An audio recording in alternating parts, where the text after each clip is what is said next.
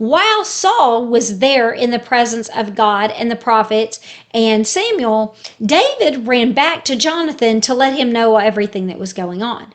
But Jonathan is like, no, I talked to Dad. He said he wanted to kill you, but then I talked to him and he promised me that he wouldn't. And so I think you must be mistaken. And David's like, hey, I'm not mistaken. He tried to throw a spear at me.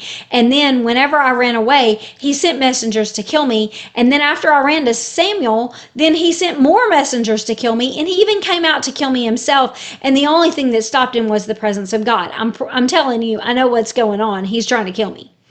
And Jonathan's like, I need to get to the bottom of this. He's like, here's the deal. I know that the new moon, the Feast of the New Moon is coming up soon. And Saul is going to expect David at his table for the Feast of the New Moon, which is the feast that they have at the first of every month when the new moon comes up to, mark the beginning of this month. And so he's like, I know that he's going to want you there. And so Jonathan says, here's what you need to do. You go and hide in the field, and I will go to the dinner like I normally would. And when Dad asks about you and asks where you are, I'll tell him that your family has requested that you come and make sacrifices with them.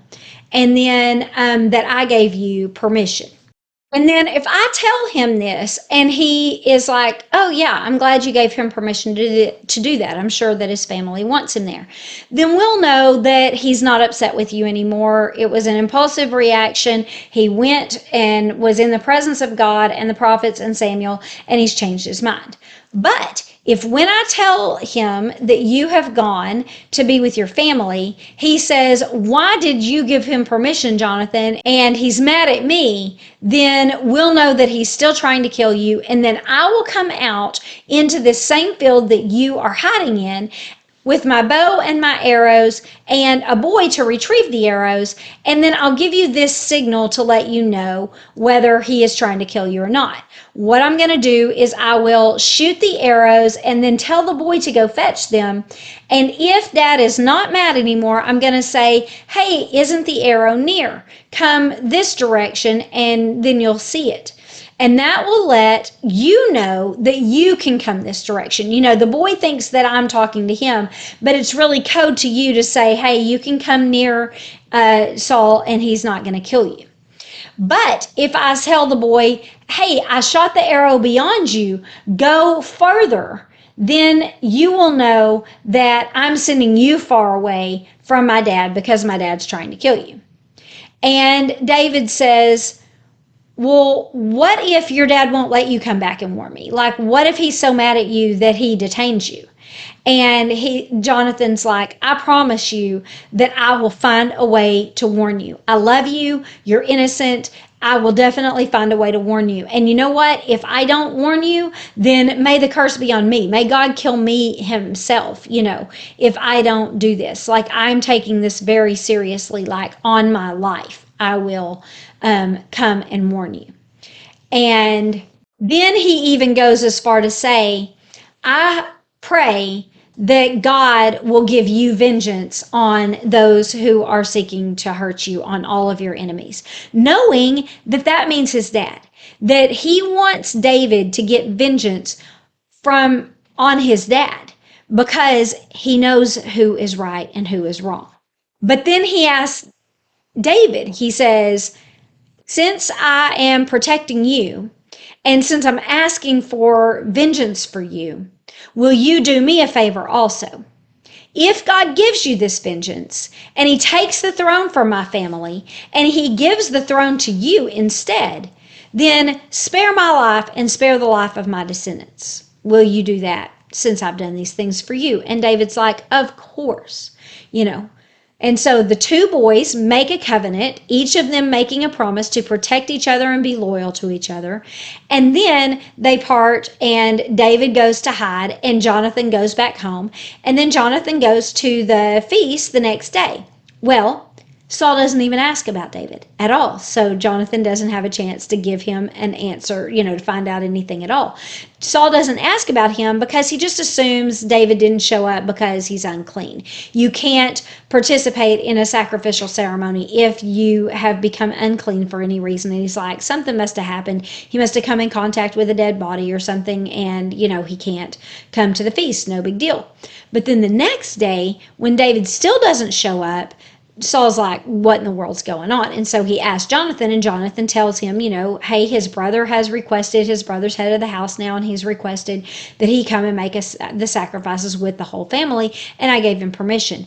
And Saul is furious. It says that Saul is, griping at Jonathan and saying, why in the world did you ever do this? And then he even says, do you not understand that he's, a threat to you, to the kingdom that you're going to inherit? Like, you're not going to be the king because he is, a threat to your ability to become king. And Jonathan's like, yeah, it's not a reason to kill somebody, Dad. Like, you can't kill someone to have power or, remain in power. That's not okay. He hasn't done anything wrong. And this enrages Saul against his own son. And it says he throws something at him too, like his spear across the room towards him. And he also says, you've brought shame on this entire family, by choosing David over your own father. I cannot believe you would do such a thing. And then he throws a spear across the room towards Jonathan, his son. And now it's Jonathan's turn to be enraged and ashamed. He's like, I am angry that you are reacting to me toward like this, and I am so ashamed that you would, try to kill an innocent man just to stay in power because you're jealous. This is ridiculous. And it says that Jonathan got up from the table, didn't eat anything, and then the next day he went out into the field and did exactly what he told David he would do. He shot the arrows and told the boy, I'm going to read this to you verbatim. He says in verse 37, is not the arrow beyond you? Hurry, be quick, do not stay. So that's what he tells the boy, but this lets David know that he needs to run far away quickly. You do not even stay here. Get away now. Dad is furious. And so this should have been the end of it, right? He gave him his little code word and he should have just gone back home. But Jonathan can't do it. He wants to say goodbye to his friend. He doesn't know if he's ever going to see him again. And so he sends the boy back with his arrows to the city, and then he goes to seek out David. And whenever it's safe, David comes out from his hiding place, and it says that he bowed down to Jonathan 3 times. This would show his reverence to Jonathan as the royal son. So he is acknowledging his, royalty there. And then it says that the two embraced and they hugged and they cried. And then it says something interesting. It says, but David cried more. And so it's like both of them are losing the friendship, but David is sadder because his whole life was going to be different now, and he hasn't even done anything wrong. And so then it ends by saying that Jonathan tells David to go in peace. And he says, may the Lord be with you and between your offspring forever. And then the two of them go their separate ways. David runs away. Jonathan goes back home. And so both of Saul's children took David's side and helped him escape.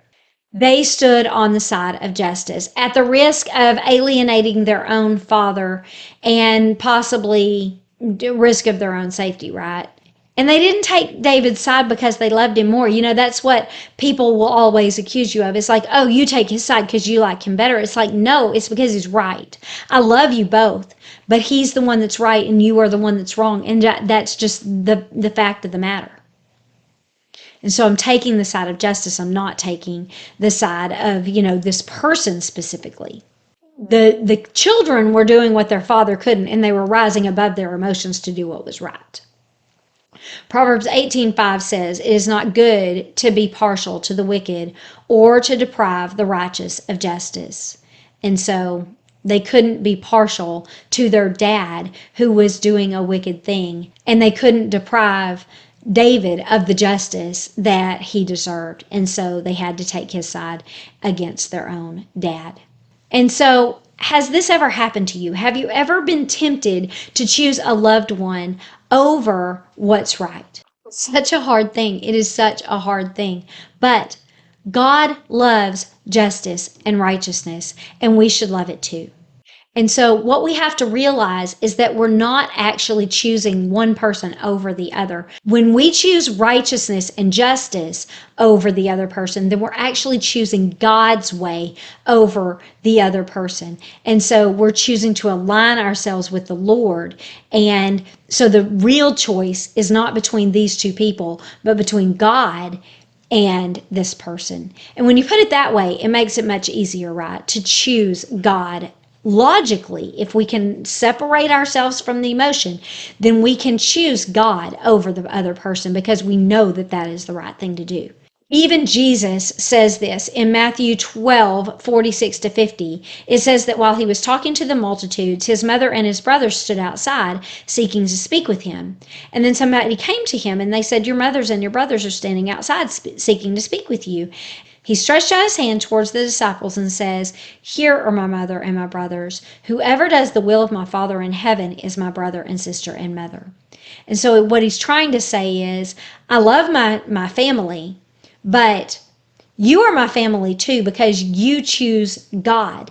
And that means you are my brothers and sisters in Him. And all of us are His children. And so I choose God even over my own family. And so let this inspire you to stand on the side of justice, no matter the personal cost. Whenever you do, you are standing on God's side and He's going to take care of you. Don't let your own fear or your love towards someone else allow you to be complicit in their sin.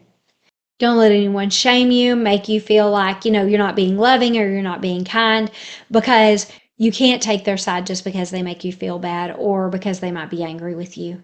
You have to trust God and stand strong.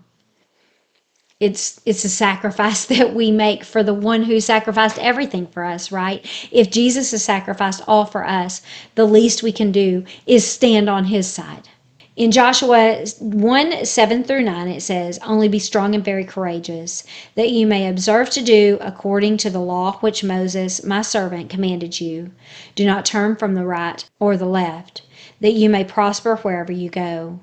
This book of the law shall not depart from your mouth, but you shall meditate on it day and night, that you may observe to do according to all that is written in it. For then you will make your way prosperous, and then you will have good success. Have I not commanded you to be strong and of good courage? Don't be afraid, don't be dismayed, for the Lord your God is with you wherever you go." So, stand strong, trusting God. It does cost us something. It is a sacrifice to follow Him. But He made a sacrifice for us, so how could we not? Luke 14:26-33 says, "If anyone comes to me and doesn't hate his father and mother, wife and children, brothers and sisters, yes, even his very own life, he can't be my disciple." And so He's not saying hate in the sense of I can't stand you. It's like just hyperbole. If you don't love me more than you love them, then you can't be my disciple. "And whoever does not bear his cross and come after me can't be His disciple." So bear His cross means sacrifice, die to self. Whoever is not willing to kill his own earthly desires for my sake cannot be my disciple. "For which of you, intending to build a tower, doesn't sit down first and count the cost, whether he has enough to finish it? Lest after he has laid the foundation and he isn't able to finish, all who see it will mock him and say, 'This man began to build, but he wasn't able to finish.' Or what king, going to war against another king, doesn't first sit down and consider whether he is able with 10,000 to meet him who comes against him with 20,000? Or else, while the other is still a great way off, he sends a delegation and asks conditions of peace. So likewise, whoever of you does not forsake all he has can't be my disciple." So He's saying if you were to go to war, you would count the cost. If you were to build a house, you would count the cost. Well, if you're going to follow me, you should count the cost. You should realize it's going to cost you something and then really weigh whether you're willing to do that or not. But It's worth it. He is worth it. So stand on the side of justice. That's what we can learn from this story today.